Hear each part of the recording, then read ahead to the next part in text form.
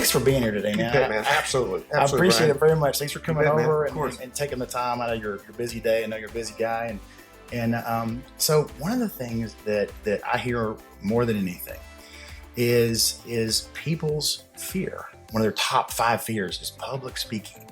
Or same for video, right? Or video, Right. and so you've kind of mastered this, and Played with it for a long time, I right. wondered if you would just kind of unpack some of your best thoughts on somebody who is trying to get over this fear or how to deal with it.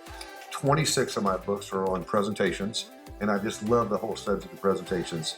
One of the biggest topics in presentations that people ask about is exactly that whole fear.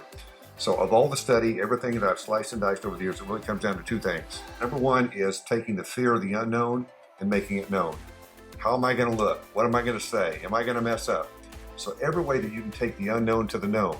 So that means the more you rehearse, the more you walk through it, the more you're comfortable with the surroundings, the more you know how it's going to be used, the more you know what's coming up next, what's going to be before that, then all those unknowns start unpacking in your mind and you become more relaxed. This isn't something you do Prep's 2 hours before you do Prep's it. a big deal, Or but here's the thing. So let's say you're going to a room, like oftentimes I go and I speak at events, and my team will go ahead of me and they'll take pictures of that event, and they'll shoot it up at me, and I'll see the layout.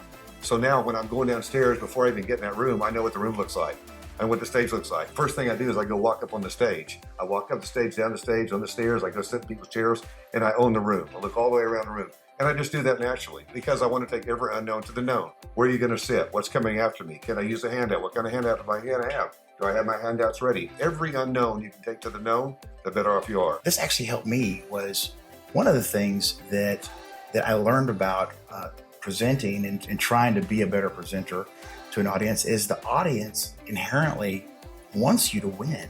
Oh, you want them to be funny, you want them to be entertaining, you want them to be valuable, Right. You really want them to win. Right. You really don't want them to be nervous, you don't want them to flub up, you want them to bring value to your life, Right. whether it's entertainment, whether it's resources, whether it's distinctions, right? And so generally speaking, they don't, right? Because they're just like you, we're all the same.